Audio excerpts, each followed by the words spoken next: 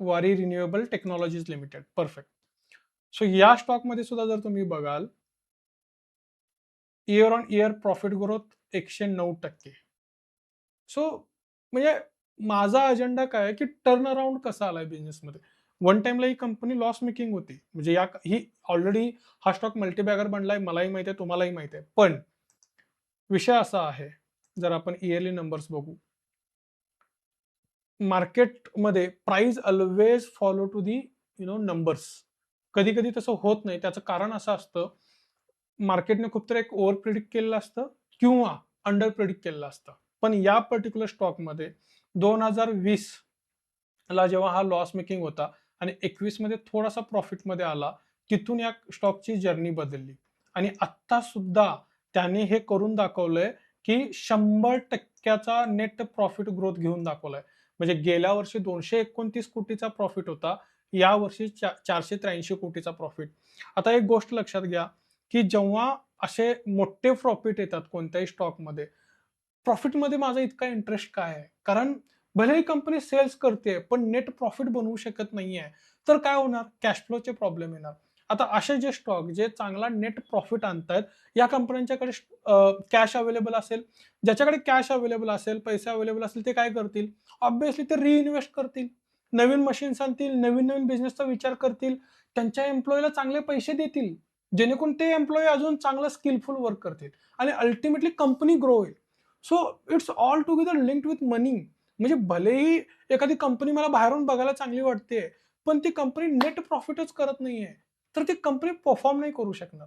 पण हे जे स्टॉक्स आहेत, हे ज्या कंपन्या आहेत, यांनी जो बिझनेसमध्ये टर्न अराउंड आणलाय, जे प्रॉफिट बनवलंय, त्या प्रॉफिटच्या पैशाचं युटिलायझेशन होऊ शकतं. कर्ज फेडू शकते कंपनी.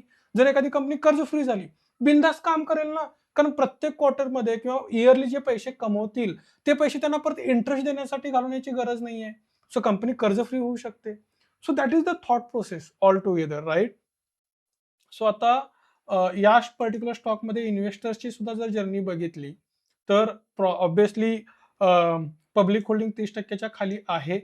रिसेंटली थोडंसं फॉरेन इन्व्हेस्टमेंट बघायला मिळाली आहे. याच्यामध्ये थोडीशी ग्रोथ आली आहे त्याच्यामध्ये. ठीक आहे? आणि अ, याचं टेक्निकल मी डिस्कस करणार आहे. But what I like about this company, see the ROC आणि आर-ओ-ई. सो आर-ओ-सी 85% म्हणजे त्यांनी जे कॅपिटल इन्व्हेस्ट केलंय, त्याला कसं युटिलाइज करायचंय, हे गणित त्यांना कळलंय आता. आणि आता फक्त त्यांना ते ग्रोथ करत जायचं हळू-हळू, right? So that is the clarity about this stock. Even यांच्या वरती सुद्धा बघा कर्ज 0.12%, म्हणजे 0.12 म्हणजे बेसिकली 12%. म्हणजे त्यांच्याकडे जे असेट आहेत किंवा जे काही त्यांच्याकडे व्हॅल्युएशन आहे, त्याच्या फक्त 12% कर्ज आहे. आणि इट इज नथिंग. म्हणजे कंपन्या ओव्हर कर्ज घेऊन काम करतात. लक्षात घ्या, राइट? अजून एक महत्वाचा फॅक्टर कदाचित याच्यामध्ये तो सुद्धा आपल्याला बघायला मिळेल, की बॅलन्स शीटमध्ये जर आपण जाऊ, मी जे तुम्हाला म्हणतो, कंपनी जेव्हा प्रॉफिट बनवते तेव्हा काय मॅजिक होतं, तेव्हा हे मॅजिक होतं. रिझर्व्हज बघा, 436 कोटीवरून 119 कोटीला गेलेत. That is a thing. He company investment करू शकते, असेट्स वाढवू शकते, इन्व्हेस्टमेंट्स करू शकते, राइट? आता याचं थोडंसं आपण काय करूयात, टेक्निकल अनालिसिस करून बघूयात. वारी रिन्युएबल टेक्नॉलॉजीज, राईट? हा मला वाटते एनएससीचा चार्ट ओपन झालाय, कारण एनएससी वरती रिसेंटली यांनी कंपनी लिस्ट केली आहे. आता मी या पर्टिक्युलर स्टॉकमध्ये तुम्हाला स्ट्रॅटेजिक गोष्ट सांगतो. तुम्ही म्हणाल सर, ऑलरेडी या स्टॉकमध्ये खूप झालंय, लोकांना माहिती आहे, सगळं आहे, सगळं आहे, सगळं आहे. मित्रांनो, मला सांगा, हा स्टॉक किती रुपयेपासून मला वाटतंय साधारण ₹1, ₹1.5 स्टॉक 3037 ला गेला, राईट? See the journey. आणि याचं जर पर्सेंटेज म्हणजे आय वॉज सरप्राईज, तुम्ही सुद्धा सरप्राईज ऑब्व्हियसली असाल. Kind of growth it has given. मी इथूनच लावतोय बेसिकली. आणि इथून जर हा असा प्लेस केला, तर साधारण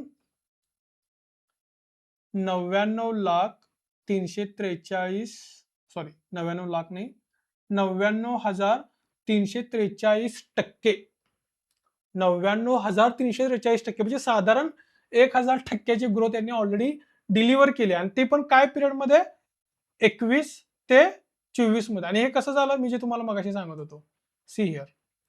जसा त्याने नेट प्रॉफिट बिझनेस केला आणि ग्रोथ घेतला, त्या हिशोबाने स्टॉकच्या प्राइस मध्ये ग्रोथ बघायला मिळाली. मग आत्ता नंबर डिलिव्हर करून सुद्धा हा स्टॉक का खाली आहे? कारण या स्टॉकमध्ये ऑलरेडी ओव्हर रेटिंग झालंय. पण गुड थिंग, इव्हन दो स्टॉकचं ओव्हर रेटिंग जरी झालं असलं, तरी हा स्टॉक नंबर डिलिव्हरीमध्ये कुठेही पाठीमागं पडत नाहीये. ठीक आहे? नंबर डिलिव्हर करतोय. आपण मगाशी बघितलं 100% प्रॉफिट ग्रोथ दिली आहे. सो याचा एक कूलिंग फेज चालू आहे. It's called sometimes accumulation phase. कारण याला काय करायचंय, नंबर्स ऑलरेडी डन आहेत, राइट? नंबर्स डिलिव्हर केलेत. Just few breakouts with price volume action. 1358 ची प्राइस आणि मग त्यानंतर 2000 ची प्राइस. सो तुम्ही याला रेजिस्टन्स म्हणा, ब्रेकआउट लेवल्स म्हणा, काहीही म्हणा. That is going to happen. But हा कूलिंग फेज काय आहे, संपवायचा आहे. देन द कारण रिन्युएबल एनर्जीची जी कन्सेप्ट आहे ती कधी संपणार नाही. It is going to be a future. Ethanol is the future, renewable energy is the future. इथेनॉलमध्ये बरेच इश्यूज आणि चॅलेंजेस आहेत. But we how to come out it, right? आणि कंपन्या तर बेनिफिट करून घेतील त्याचा. डिटेल अनालिसिसमध्ये इंटरेस्टेड असाल तर तुमच्यासाठी एक अपडेट असा आहे, आपली स्वतःची एक टेलिग्राम कम्युनिटी आहे, जिकडे तुम्ही या QR कोडला स्कॅन करून तो ग्रुप जॉईन करू शकता. जेणेकरून तुम्हाला आपले सगळे डिस्कशन्स, अपडेट्स मिळत राहतील. प्लस तुमचे सुद्धा काही स्टॉक मार्केटले डाउट्स असतील, तर तुम्ही ते डाउट्स नक्कीच तिकडे विचारू शकता. ठीक आहे? धन्यवाद. पुन्हा भेटू अशाच एका व्हिडिओमध्ये.